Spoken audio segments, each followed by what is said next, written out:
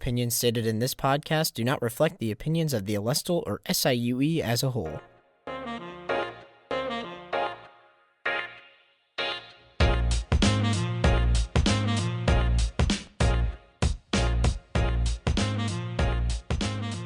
Hello, everybody, and welcome back to Alestle After Hours. I'm your host, Sam Muren, and today joining me, I have reporter Paris Thomas and copy editor Olivia Whitlock. Hello, guys. How are you doing? Hello. I'm doing good. How are you? Good. It's good to see you both. I haven't seen either of you in a very long time, it feels like.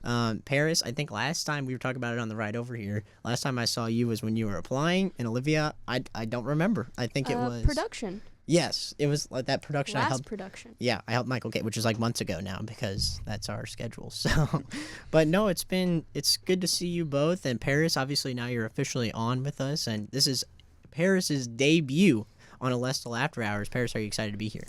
Yes, I'm very excited. This is my first podcast in general, So he's shaking with fear. You can't see it. There's no visuals, but you know you can hear him shaking almost through the mic. But no, we're glad to have you. It's always a little nerve-wracking, I think, to be on. But no, it should be a lot of fun, and hopefully you have a good time with it. And Olivia's a good partner to have as a guest. At least you're not stuck with Audrey. She'd make fun of you. Now, that may be because I have personal experience with that. Well, let's just take some time to see how you guys are doing. How's your summers been? For me, I've been spending some much-needed time with some friends. Yes. I've been doing my internship online, and I've been working on a story for the first time since last year with me and Michael Kate's physical media piece. We're working on another story together, and we're pretty pumped about that, but that's all besides the obvious of lots and lots of movies, of course. Yeah, which we'll get into a little foreshadowing there. That's cool that you and Michael Kate are working on another story together. Another one. It's going to be one every summer, I have a feeling. It's going to be a duo that just continues to give. How about you, Paris? What have you been doing over the summer? My summer's been pretty calm. I just been, I came from Alton. I'm now staying the summer in Eversville, so I'm just adjusting to that. But mainly I just been, like what Olivia said, been watching a bunch of movies, been working and learning a new language. I know Spanish from high school, but now I'm trying to learn French and Portuguese as well. Dude, so I've been taking time at my Duolingo. Wow. Duolingo, nice. Wow, he's an all-around. So you're adding two new ones, French and what was the other one? Portuguese. Dang, that's neat. I'm sure that's time-consuming, to try to nail that down. I did Spanish in high school, but hola is about as far as you're going to get from me now. Yeah, I did all 4 years, and yeah. Even afterwards, I would put shows, and I'll watch soccer since that's my favorite sport. I watch that with Spanish broadcasting from different regions, whether it's like Mexico, Puerto Rico, Spain itself, just to get the different dialects and different forms of Spanish, just so I could comprehend it. Yeah, dude, that's so cool. I was at a broadcasters thing for it was like Missouri Broadcasters Association, and the Cardinals had their Spanish-speaking broadcasters there, and they were like the coolest. They were cooler than the rest of the broadcasters. That was what was funny. They were like on the edge, it's just awesome to hear. Well, no, that sounds like you guys have been having a good summer of fun, but let's talk about summer of work, unfortunately. I kind of wanted to dive in because we're now past that 4th of July, so we're getting closer to the school year returning. It looms over the brains of many. But the Alestle has kind of always been different over the summer, where we're cut back a little bit on production and from the fall and spring. But it's kind of weird for everyone that works there, especially like being online more, because usually we're used to being in person. So That's why we kind of haven't seen each other. It's kind of like, oh, hey, how you doing, So let's talk about Paris for you especially. I know you're still kind of new with the whole reporting thing, but you kind of jumped in on the summer train. What's it been like for reporting on stories and kind of doing that angle while on break? Reporting on stories in the summer is definitely a different experience. Because I remember in high school when I report on stories, it was easy because to interview is easy access. Even if you didn't know the person, you could just ask a person who knows the person. You could go do it. But now in summer, it's different because you have to email and reach out. But then it leads to times where the times is tricky. Somebody might be on vacation, somebody might be off, and then it can lead to a situation where you're kind of playing phone tag, but with emails, just trying to set up a good time to set up an interview. And then with the summer, you got to find, different events happening, with the school, which it can cause difficulties because it is the summer and there's not a lot as opposed to be in the fall semester or spring semester. Yeah, for sure. It's kind of one of those like extra challenges when. It's hard pitching in the summer. Yeah, it is. When I remember pitching as like a reporter or managing editor, it's just like, what goes on? Right. I don't know. I'm not there. No, but I think you bring up a good point of like, especially with emailing people, because it's like, well, do I want to inconvenience them on their break? It's very difficult to, like, even I took a story this last week and I sent out like 5 different people and one got back and it was a redirection of don't bother me. So it's like, well, you do your best. But or it's like one in my past story when I was doing the community hope center one, they ended up getting back in time, but they had a vacation. But by the time they got back, the story's already done and is already getting the final read by Dylan. Yeah. So it's just stuff like that where it's trying to tricky to find the correct time. Yeah, I think it's hard to get like the best story out during the summer because it feels like a lot of the sources are unfortunately limited. But there's other things that suck about this summer, and I think we could all agree that our meetings are just not the same over the summer. Usually the Alestle meets in person to do our pitch meetings, and we have a fun time. We have a party all the time.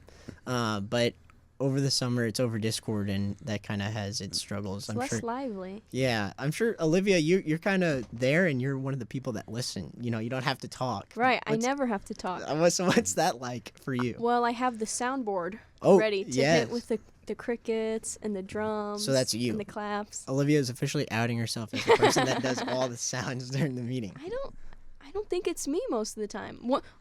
It'll be I hear it and then I go, I need to pull it up. Yeah, she's following up with it. Yeah. But like, I mean, what's nice is being the person that runs the meetings, so being the person that doesn't run the meetings, it's a lot nicer, I'll tell you that, because it's just you just sit there and listen, and I respect that. Like, because I think it makes me think of you. I'm like, man, she's been doing this all this time. That's what it's like to I set myself up for success by saying from the beginning I wasn't going to do stories. You did, and I offered to do them, and I kind of got lured into a few. So, but no, it's just kind of like, I mean, it's interesting and it's more challenging to do it virtually. I think, just instead of having that face to face. And I think with meetings too, especially with work meetings, to be able in person to bounce off people's like responses and bounce and like read the energy and to respond back with the energy is so important. But when you're online, especially since it's not a video call, when you're online, it can lead to a bunch of just awkwardness. Yeah. For sure. And we just aren't good at communicating online. We're like the generation of online, and we're just not good at it. I think we should just accept it. It's kind of a fact. But it was even like that with like school and like Zoom meetings and stuff. It's just one person, maybe 2 talking, aside from the professor. Yeah. It's just like people just awkwardly waiting for the class to be over. That's true. Or not listening like me. That's what I would do. Well, okay, so we have technology that kind of puts a barrier. We have people being busy during the summer, but something else that I know a lot of other people on staff, I was kind of wondering what you guys are like, if like work. Do you guys work other jobs besides the paper over the summer? Yes. I work maintenance with apartments around the social. I do that from 10 to 4 Monday through Friday. And I just started this week actually. So beforehand I was just all Alestle, but now I got to time manage. Yeah, he's entered the balancing act. Yeah. How about you, Olivia? Just my internship, which is at Head Start in Alton. It's been like a PR marketing stuff.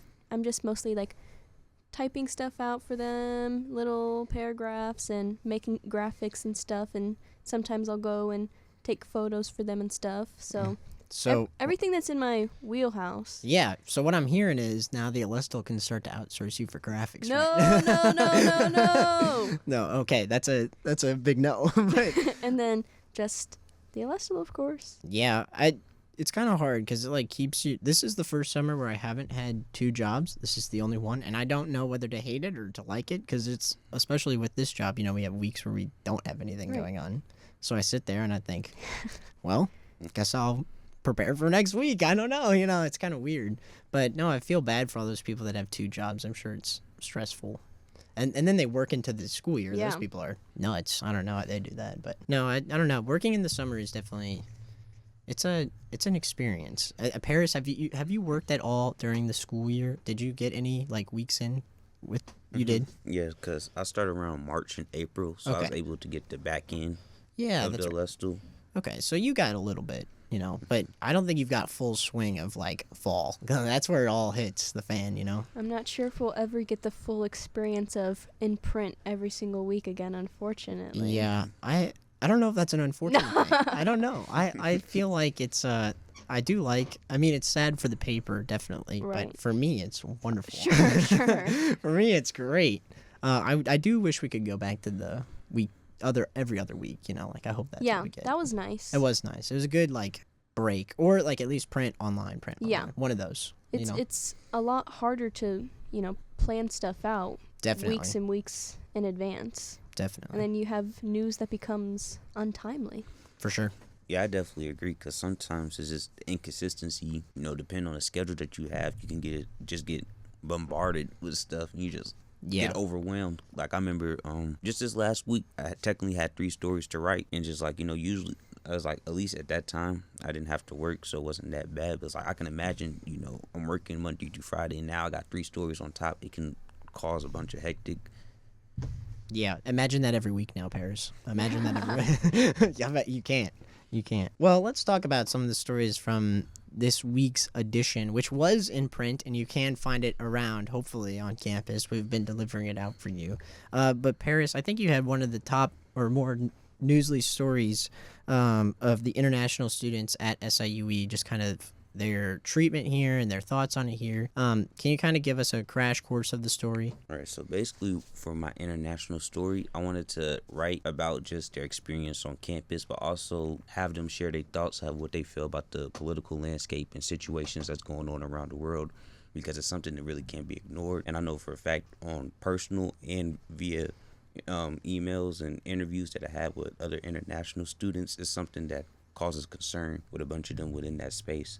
So I really wanted to just show awareness and highlight that it's a topic and it's a situation that is going on SIUE. Can you elaborate on the general concern specifically, just from the people that you talked to?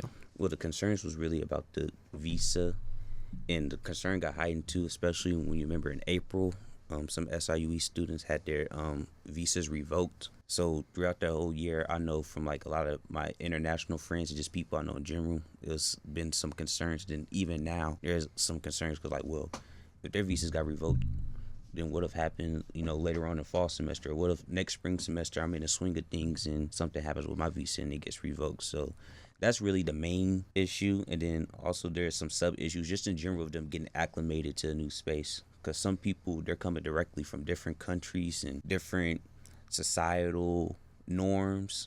So coming there could be like a culture shock, and they got to get adjusted to it.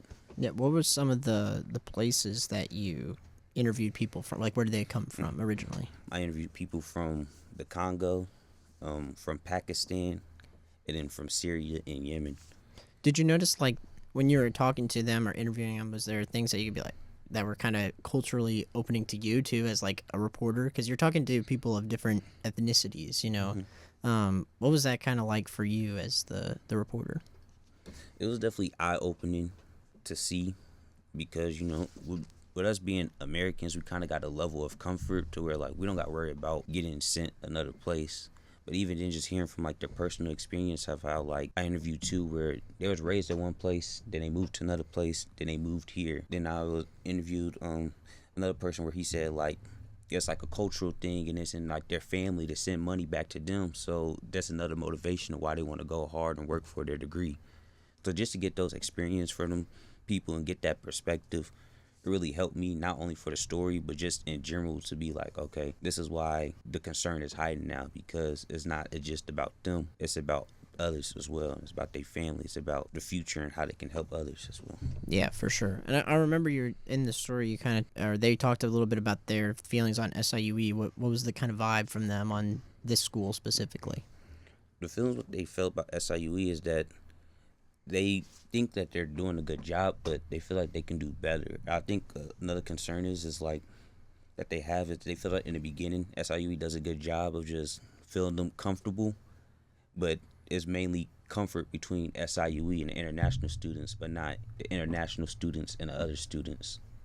Whereas like they feel good going to like the International Fair office. They feel good being around SIUE officials and professors, but then they feel loneliness across the general student population, or they feel out of place with other students at events and at clubs, at organizations. That was the main divide that they had.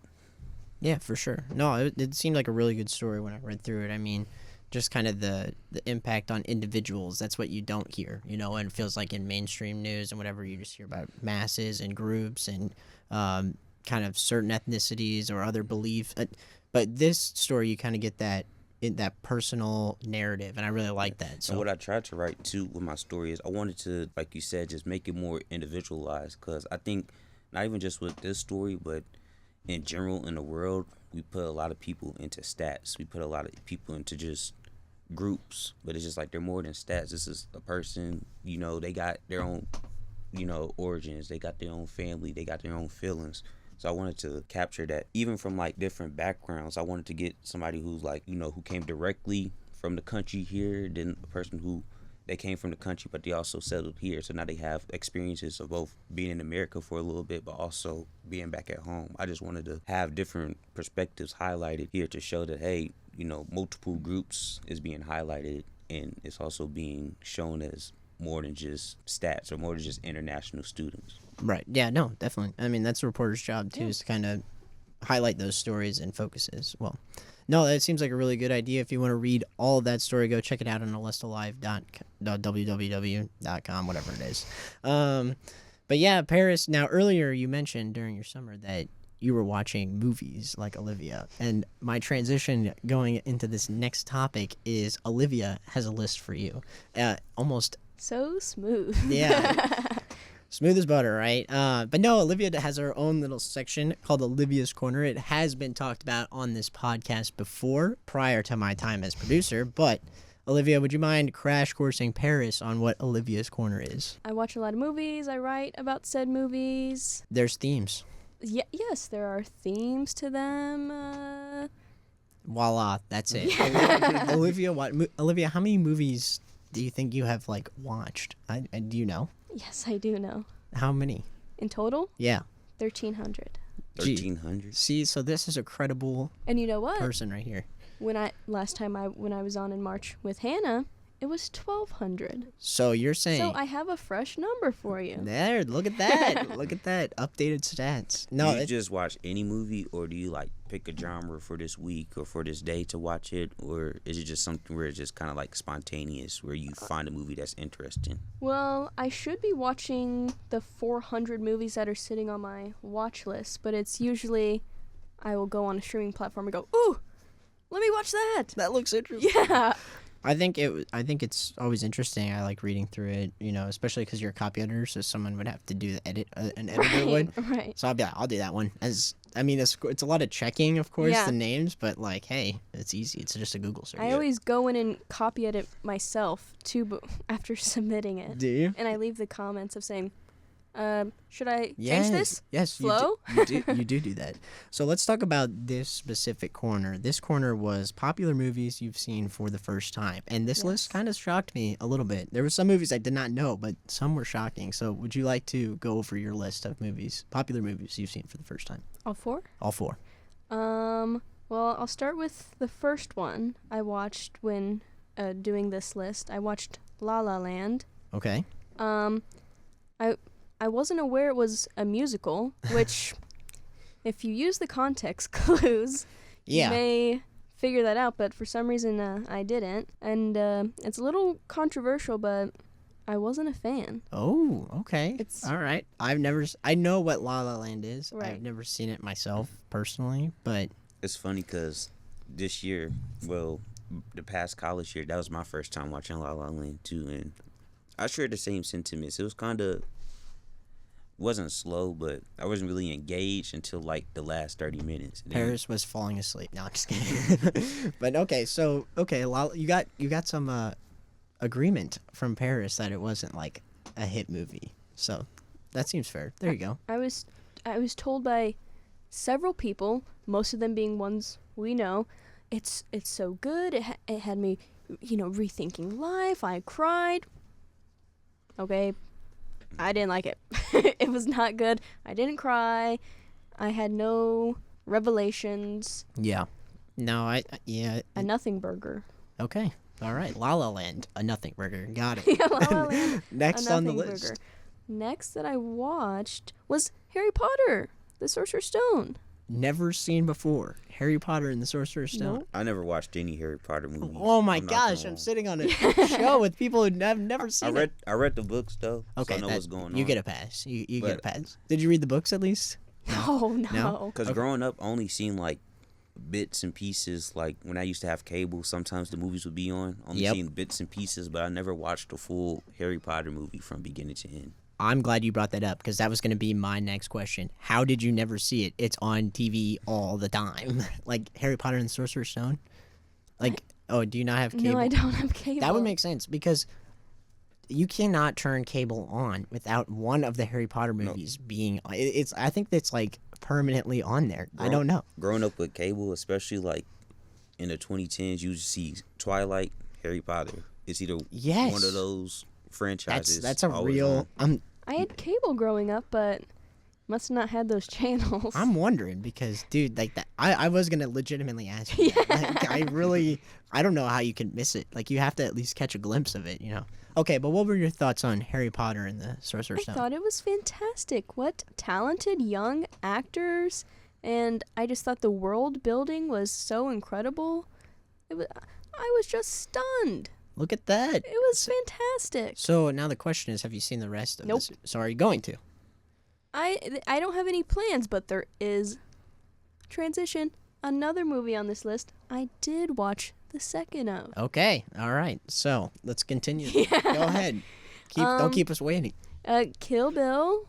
I watched Volume 1 first, of course, for my review, and then immediately after, I rented the second one because it's technically all one movie. Right. I thought it was great. I'm glad I waited so long to watch it so I could properly, digest it, analyze it. Mm-hmm. I will say I don't think I'm squeamish when it comes to blood, but Tarantino, his whole thing, he loves blood. He thinks it's so much fun. Yep. But good grief, It's like a painting, and he just takes a bucket and throws it. the volume and like the height it was reaching. I thought, Okay. this is all right, buddy. It's realistic, Olivia. No, that's what he's thinking in his head. Right. This has got to be how it would be, I suppose it's worth mentioning that, in a lot of Tarantino's work, he pays homage to a lot of other works, and in this one it was no different. He had drawn inspiration from a lot of martial arts classics, and like the work of the Shaw Brothers, even Uma Thurman's like yellow tracksuit. Bruce Lee in Game of Death wore it first. That was I think they call it posthumous. It was they released it after he had died. I think Game of Death, because I'm a big Bruce Lee fan. I think Game of Death, that's the movie where he fought Kareem Abdul-Jabbar. Okay. All right. So, yeah, no, that's cool. I like that. I did not know that before about Uma Thurman's suit. So, Yeah. Fun facts. I think it encaptured a lot of genres, which I think made it like really well rounded. It was a little bit of everything. It's a fun watch. Yeah. No, I Kill Bill's it's good movies. I mean, or a movie, however you want to look at it. But no, I enjoyed those. Like you said, a lot of blood. Yeah. Could tone it down a wee bit, but other than that, I had read online that supposedly, I don't know if it's confirmed or not, that some of the black and white scenes during the Crazy 88, I believe, scenes were in black and white to avoid NC-17 ratings, which not a lot of movies get. I guess just to the lots and lots of blood. Yeah, probably. I mean, that's smart, though. That's, like, really smart. Let's just put it in black and white. Yeah. They'll never know. It's water. It's water. What are you talking about? It's paint. It's paint. Yeah. No, that's funny. No, that was good. When I read that on there, I was kind of shocked. I saw La La Land, and I'm like, okay, I could see you never seen that. I've never seen that. I saw Harry Potter. I'm like, okay, this is ridiculous. And then I saw Kill Bill Volume 1. So, no, that was a fun one. And then there's one more, which I have not heard of. Really? No. This You is have be not the, heard of? No. This would be the one I thought you would have seen. Really? Okay. It seems like it This is would a be a movie up classic. your alley. Yeah. Oh, all right. Well, this is on my to-watch list. Yeah, definitely. So please, don't spoil it, but break it down for me. Would you like a brief synopsis of the plot? Of perhaps? course. So a man is accused of murdering his wife and her lover. He goes to prison. He's sentenced for several decades. And it goes into about, prison culture and what he goes through while being in there. And then I can't say much more without. But he's very smart. He I believe he was an accountant. Yes. And he does accounting there, and he makes it in good with the warden, and they become buddy. Oh, And no, it sounds interesting. He does a lot of good stuff for the prison, helps them get a new library and. Huh. No, that sounds like a movie I would have to watch, especially now because I'm kind of in that Morgan trend. Freeman's in the movie as Yeah. well. Oh, Morgan Freeman, I'm in. That's all I had to say. What part does he play? Is he the He's one of the main guys. He's not the main guy. Yeah. He's the second in line. Second in line? Yeah. Good old Morgan Freeman. No, I love Morgan Freeman. Great actor. No, that's good. Well, the reason that you are on the show this week is the reason I asked you specifically, was because last Alestle After Hours. Yeah, so it was me, Audrey, and Matt, and we were on the podcast talking about remakes. And so Oh my god. I know it's a hot topic, and I brought it up, and then we went down a whirlwind of discussion about I it. just think some things just shouldn't be touched. That's right. Okay, so we're in agreement. But we were talking about I wanted to see out of all of them, I wanted to see the new How to Train Your Dragon movie. Yeah. Because that one's interesting to me. But then then Audrey was like, oh, you got to have Olivia on because she has an Olivia's Corner and we need to hear more about movies. So I was like, okay. I think that should be your next. You should watch all the remakes, Olivia. I'm very much anti-remake. Yeah, I am too. Well, we need your judgment on them, though. So you have to watch them to judge them. Some of them, a lot of the Disney remakes, I haven't seen the classic or the Really? remake. Okay. Yeah. Okay, that's interesting. It would be kind of interesting if you watched just the remake and not the classic. You know what I mean? Would you think it's good without seeing the Or classic? remake first, then classic. Yes. But I want your opinion on the remake without the classic. I want to know, is it really bad without? Because to me, for example, Beauty and the Beast, that's probably the one remake where it's gets a pass because it did a pretty good job, in my opinion. But it's not the same. It's not the same. I've seen the remake. I haven't seen the classic Really? of Beauty and the Beast. See, I like that one. That's probably the one where I give them a check mark. I think as for Disney, the concepts of their remakes is not that bad because they're taking a lot of animated movies that they have to make it live action. Yes. So the concept is not bad. It's just the execution on it that makes it. See, Right. I am in 100% agreement. Right. That's where I was gonna say Beauty and the Beast did a good job. They should have done that one and stopped. Now the type of remakes I absolutely despise is when a movie's already a classic and it just shouldn't be touched. I remember there were some Exactly, rumors yeah. about a Scarface remake. Scarface doesn't need a remake. Right, That right. movie is already a diamond. You don't need to remake yeah, it. don't touch it. Right? No, It just seems like Hollywood reaching for just a money grab, and Hollywood can't have an original idea anymore. What I think is odd though is that they're misses. They don't do well no, at the box office. You see over and over again, remake, And flop, they just flop. Yeah. And it's crazy because when you see the movies as thinking outside the box, it's showing that people want movies outside the box. Right. Yeah. An example would be Sinners that released the past year. Mm-hmm. Did that just come out on Netflix? I think I just watched Sinners. Was it about a musician and vampire movie? Yeah. Yes. Yeah, it came out on HBO Max, but see, Oh, that's that right. movie had an original thing to it, and That it was- immediately got people hooked. So Yeah. it's I will not lie, that was a beautifully It's written fantastic. movie. It was amazing. I did enjoy it a lot. I watched it with my parents. No, I really liked it a lot. yeah, I just think what Olivia was saying, the movie producers, they think okay, we can get the name to get people in, and we can make money off it real quick. But let's Yeah. say, Yeah, once you got them in. let's say they try to do like a Godfather remake. They know people's gonna watch it just to see if the remake is bad or good already. Well, there is a second Godfather. Yeah. It should have ended with one, but point proven. Yeah, no, I agree. think 2 wasn't that bad. I think 3 that was 3 was the one that. That's the I other don't count. problem is trilogies. There's only a few series that can get that right. But yeah, that's what led to us thinking like, oh, we need an Olivia's Corner on here just to address this problem. I'm gonna have to stop making movies the theme. I think it's just summer, and that's all we have is movies. But there you go, Paris. Now you have a brand new list of movies that you might have seen that are popular. I will have to watch the Shawshank. There you go. Oh my gosh, I can't read. Well, with that, let's transition into the obsessions side of things. Would either of you like to share your obsession first? I'm still thinking. You got one, Paris? Yes. This obsession, my grandma introduced it to me because when she comes to my dad's house, she watch it all the time. It's a show called Love Island. Okay. Now, I've heard of it through the grapevine before, through like TikTok last year, but now it's all on my TikTok page. I can't escape it. My grandma watch it, and I remember I watched one episode with her.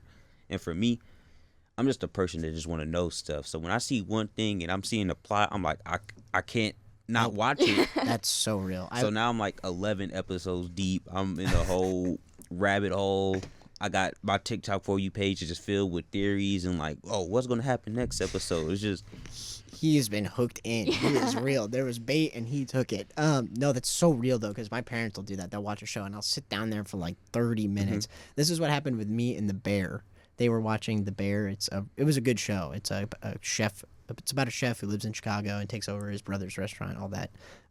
But man, that was good. I joined in season 2 and I watched the rest of it with them, or whatever. So, and I missed a few episodes because I am not home all the time like they are, and they were home watching it. So but that's so true. That's exactly what happened to me. I just being nosy because that's right. Yeah, I'm just being nosy. It was like a little argument that was happening on the show. I'm like, oh, hold on. Yeah. I had to peek in. Yeah. What are you doing? Then I just like. I can't. I gotta know what's happening now. I'm too far invested in it. Yeah, I will be the first to admit I've sat in my room before, heard the TV downstairs. It's like a crazy moment in the show, and I'm like, dang it, I kind of want to go see what they're watching. Like I'll admit it. I'll be the first. But no, that's funny. So your grandma introduced that to you? Yeah. And like me and my grandma, we'd be texting back and forth. Like, oh, did you see this episode? I was like, oh wait, what I'm off work? I gotta see the recap. Put everything else down. I gotta call you. We gotta talk about the last episode. No, that's funny. And you're right though. That does take over TikTok. I don't even watch the show, and it's on my For You page. It's crazy. I can't escape it. Like I remember one time I was like, you know what? I'm gonna just stop watching the show. I'm gonna stop watching. It's just on my TikTok. I press like not interested on like Love Island TikToks on like 7 different ones, and it still pops up on my TikTok For You page. I can't escape it. All right, so Paris is trapped on Love Island. Maybe you might get invited at this point. All right, Olivia, how about you? I will stay on theme of TV shows. I don't watch a lot of TV shows whatsoever, but when I go over to my aunt's house, and I say, turn this on every single time. I want to see Cops. I want to see reruns of Cops. Okay, all right, and no reason, just Cops. Yeah, I think there's something so fascinating about drama. it. Yeah, and I think to an extent I think there's something exploitative about it that shouldn't be interesting. Like, can you imagine like one of your worst days? Yeah. Being syndicated on television for 20 years. It's like the show Ridiculousness, where like people's clips get like shown to national TV. It's something where like we shouldn't be laughing at this because like what if this happened to me? 100% laughing at the same time. It's not me, so I'm just laughing at it. Man, I hate ridiculousness. You just watch something painful and just wins, and then you laugh, and it's like, oh man, I feel like a horrible person. Yeah, but no, so it's one of those things. Where yeah, that's true. Like I agree. Cops. We used to watch this show. Oh man, I can't. It was like Live PD. Yeah. I really. My parents and I liked that show, so we would watch it. But I was just like looking back at like a lot of the shows around that time. It's like looking back, you're just like, yo, this is a crazy show concept. Right, for real. Like Fear Factor. Like, yes, this is a crazy concept. What blows my mind about Fear Factor is that Joe Rogan hosts it. That'll never escape my brain. That is like a trivia fact for me. If I ever get stuck in that situation, who hosted Fear Factor? It's Joe Rogan. No, and in fact, it's funny you say that because my obsession is also, in fact, a show. I have been holding on to this for a while. I got burnt like a burnt hot dog over 4th of July. I am so still like not feeling good from it. So I decided to sit down, and my friends and I, we were playing like Roblox or Fortnite, whatever it was, one of these games that has the games that you can make. And they made a Squid Games game, and we played that. And so Paris is excited. Paris showed visual excitement. And so after that, I'm like, you know what? When the show first came out, I was a hater. I said, no, this looks dumb. It became a big fad, and I don't want no part of it. I just don't like that, and so I refused to watch it. And finally, I just said, screw it. I am burnt to no end. I am hardly moving. I'm just gonna sit down and binge the show, and I did. I watched all 3 seasons throughout this last week. And I am obsessed. It was really good. I was very impressed. See, I could relate to you to that because I'm not like a purposeful contrarian, but I'm also one of those people where like I'm not just gonna follow where the crowd is. I have to see it for myself. 100%. So when I was seeing like all the TikToks on Squid Game and how it was so good and stuff, I was just like, I gotta see for myself. And my friends, they was like, yo, like you tripping? Like you gotta watch it. Like this. Yeah.